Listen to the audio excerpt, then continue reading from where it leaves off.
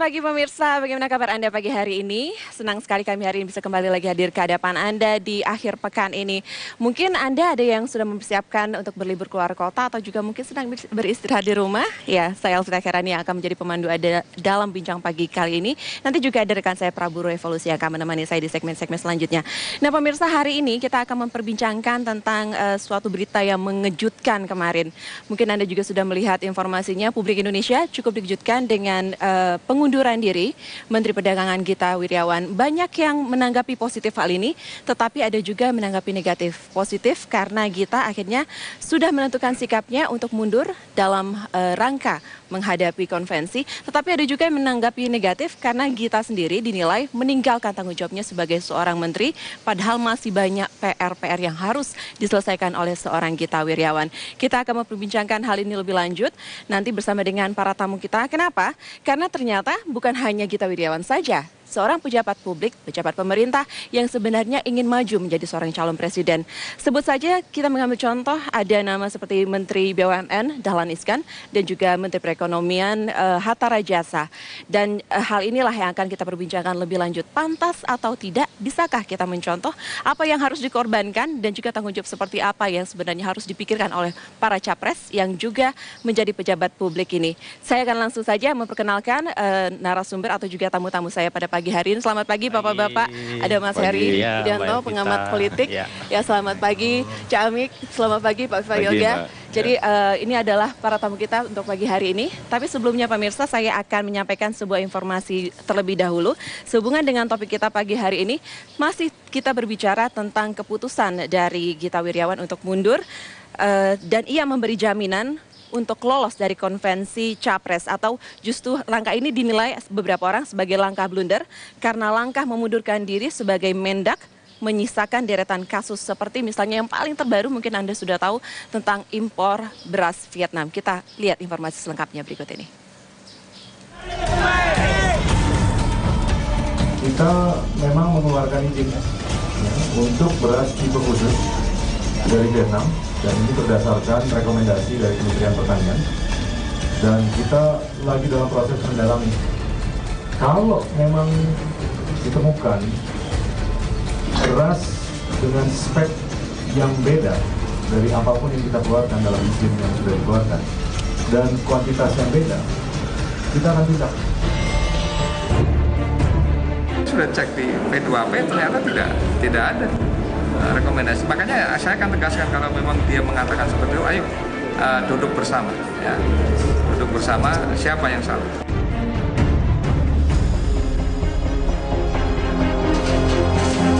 Ini bukan sekali dua kali, berkali-kali. Maka saya katakan saudara Gita Wirjawan tidak konsisten dengan iklannya yang selalu harus memperhatikan produk dalam negeri.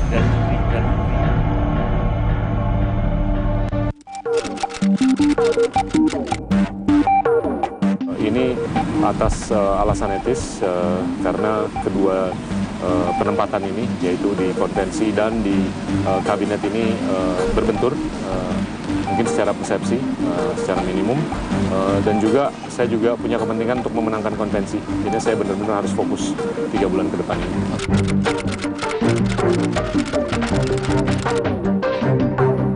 Ini kan demokrasi, siapa saja bisa menang, tapi saya punya keyakinan kalau saya tekuni ini dengan baik, secara maksimal, saya bisa memenangkan konvensi.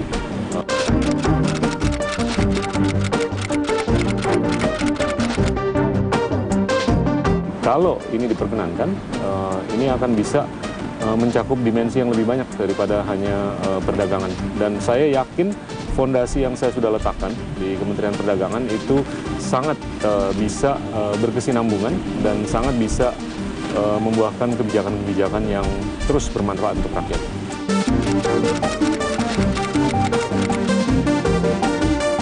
Ya harus dibuktikan dulu, keluhannya itu bener nggak ada banjir beras. Berasnya bener nggak dari Vietnam? Jangan-jangan dari Kongo, jangan dari negara yang lain. Nah, yang pasti kita mengeluarkan izin untuk tipe khusus dari Vietnam. Dan ini berdasarkan rekomendasi teknis dari Kementerian Pertanian.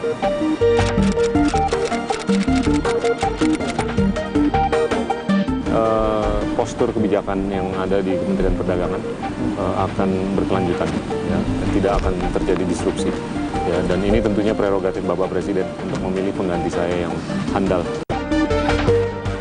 Pemirsa, sebelum kita seperti sudah saya informasikan tadi, kita juga akan membahas tentang apakah para menteri lain, seperti misalnya ini sudah ada perwakilannya hadir di depan saya pada pagi hari ini, Cak Amik dari ini ya, Ketua Relawan Tim Suksesnya Dahlan Iskan, Menteri BUMN, dan juga ada Bung Viva Yoga, ini merupakan Ketua DPP PAN ya? Oke. Tapi sebelum kita menanyakan kepada dua bapak-bapak ini, saya akan tanya dulu kepada Mas Heri. Mas Heri, sebenarnya bisa tidak diambil menjadi contoh langkah diambil oleh Gita Wirjawan, karena bagaimanapun juga sebenarnya para menteri ini memang punya PR masing-masing yang harus diselesaikan sebelum mereka memikirkan diri sendiri, saya bisa katakan diri sendiri untuk menjadi calon presiden. Kalau Mbak Vita tanyakan ini bisa menjadi pembelajaran, saya jawab dulu ya. Ini menurut saya memang langkah positif untuk pembelajaran politik apapun alasannya ya. Karena memang seharusnya dalam etika politik seorang pejabat publik ya tidak hanya menteri ya. Pejabat publik itu juga ada di parlemen, ada lembaga-lembaga negara. Saya kira itu ketika mereka ingin masuk pada panggung politik dalam kontestasi capres, mereka mestinya dari awal sudah memisahkan gitu ya. Memisahkan dalam artian bisa saja mereka mundur ya. Karena mundur itu merupakan langkah yang paling tepat menurut saya selain ada cuti dan lain sebagainya. Karena begini, jangan sampai itu menimbulkan konflik of interest ya. Memang berat hal ini ya. Membuat seseorang menteri atau pejabat negara mundur itu pertaruhannya luar biasa. Contoh misalnya kita bisa lihatlah. Saya mengatakan bahwa ini adalah sebuah desain politik sebenarnya. Ada dua hal saya melihat di situ. Pertama, kita tahu ini bagi Gita sendiri, bagi dirinya ya, bagi Gita. Pertama, kita tahu Gita itu dari survei internal konvensi yang menggunakan beberapa lembaga survei, Gita jauh di bawah ya, katakan misalnya ada Pak Dahlan, lalu kemudian Pramono Edi dan lain sebagainya. Nah, ini sebenarnya kita tahulah model-model mundur ini kan pasti respon positif dari publik itu akan muncul. Nah, ini menurut saya bentuk magnet yang digunakan oleh kita untuk mendongkrak elektabilitas dia dan popularitas, itu pasti. Oke, saya tanya dulu tapi ke ini dua perwakilannya yang sudah hadir pagi ini. Kalau dari pihak sikap dari Menteri BUMN sendiri, Dahlan Iskan sendiri, apakah sudah ada rencana mungkin mengikuti jejaknya Pak Gita? Ini dari segi relawan ya, Mbak. Jadi begini, Pak Dahlan ini kan dipilih, diangkat menjadi menteri ini kan oleh Presiden. Tentu kan Presiden punya pertimbangan yang matang mengangkat beliau ini. Dan yang memberhentikan pun kan juga Presiden. Nah, tentunya beliau juga akan mundur kalau itu diminta oleh Presiden ya. Tetapi kan amanah yang diberikan sebagai Menteri BUMN ini dengan 140 perusahaan BUMN, belum lagi anak perusahaan 300 lebih, yang ini sangat memenuhi kepentingan hajat orang banyak. Mulai hulu sampai hilir, ada transportasi, darat, laut, udara, perbankan, pangan, papan, semuanya. Dan ini sekarang lagi banyak-banyaknya PR yang harus diselesaikan. Nah, tapi ini bukan karena belum ada partai politik yang meminang Pak Dahlan kan? Belum, karena begini. Oh belum, jadi kalau misalnya sudah ada berarti nanti mundur. Itu biar dinamika politik lah ya. Nah, tetapi kan beliau ini kan belum jadi capres. Ini kan masih menjadi capres calon konvensi. Dan belum tentu juga menang jadi capres gitu ya. Makanya beliau sangat mengapresiasi dengan langkahnya Pak Gita. Tentu Pak Gita ini sudah sangat siap untuk menjadi politisi gitu ya. Sementara beliau ini kalau misalnya disuruh memilih saat ini, beliau akan memilih untuk melanjutkan amanah menjadi menteri ini. Karena ini betul-betul tanggung jawab yang besar, yang tidak ringan.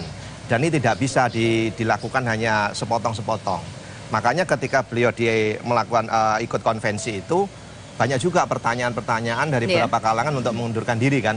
Berarti dengan katakan kalau bisa dibilang mengapresiasi, tadi Anda juga mengatakan mengapresiasi, ada kemungkinan ikut ya? Mungkin tidak, kita ke Mas Viva Yoga. Kalau dari pihak Pak ini sendiri, Pak Hatta Rajasa sendiri, apakah sudah ada omongan mungkin juga ingin mengikuti jejaknya Pak Gita? Oh tidak, jadi Pak Hatta Rajasa tetap menunaikan tugas sampai akhir periode karena satu, dari sisi yuridis tidak ada yang dilanggar dari sisi yuridis. Seorang menteri mau masuk ke proses pilpres tidak ada yang dilanggar. Yang kedua dari sisi etika juga tidak ada yang dilanggar. Kalau dari sisi kinerja kementerian masing-masing sendiri, kalau apakah dari sisi sebenarnya bisa kinerja mengganggu? dan tanggung jawab itu tergantung menterinya masing-masing. selama ini kan publik bisa menilai bagaimana kinerja dari menteri masing-masing. Kalau kemudian ada menteri mundur karena alasan-alasan tertentu, itu juga bukan sesuatu yang istimewa dan aneh gitu loh. Beda seperti pada masa akhir pemerintahan Orde Baru, pada waktu itu ada sekitar 14 menteri mundur, dan itu berefek ke parlemen, ke DPR, itu baru luar biasa. Kalau hanya Pak Gita yang bukan bagian dari pemerintah koalisi, ya, terus mundur, itu gitu ya, tidak kalau membawa koalisi efek politik susah secara mundur gitu ya, signifikan. Mas Biasa Viva? saja lah. Biasa saja. Oke, nanti kita juga bertanyakan lagi sebenarnya latar belakangnya apa sih? Susah sekali kayaknya mundur untuk melepaskan posisi pejabat. Tapi tunggu dulu. Tunggu dulu Gus Abi. Nanti di segmen selanjutnya. Kita akan jeda terlebih dahulu, kami masih akan kembali saat lagi.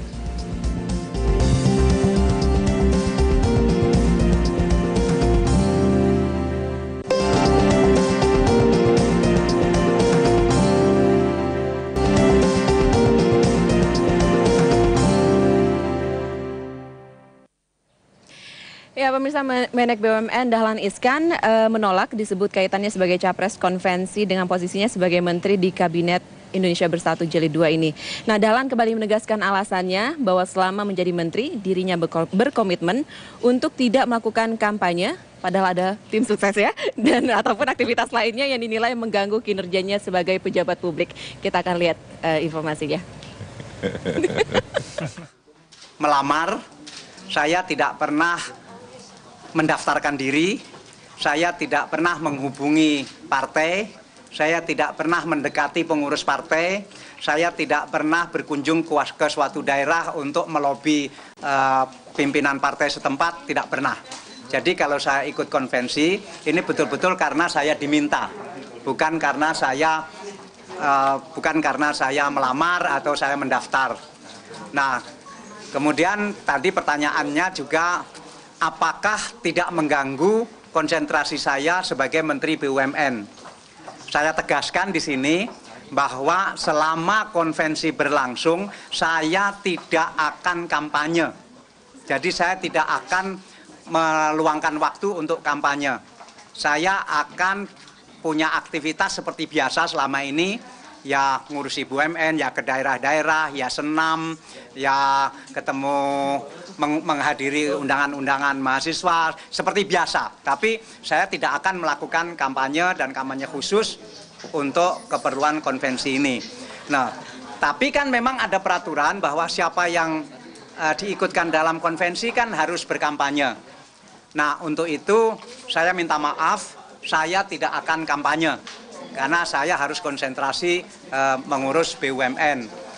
Nah, karena itu... Ya, itu kata Pak Dahlan Iskan. Gus, benarkah demikian?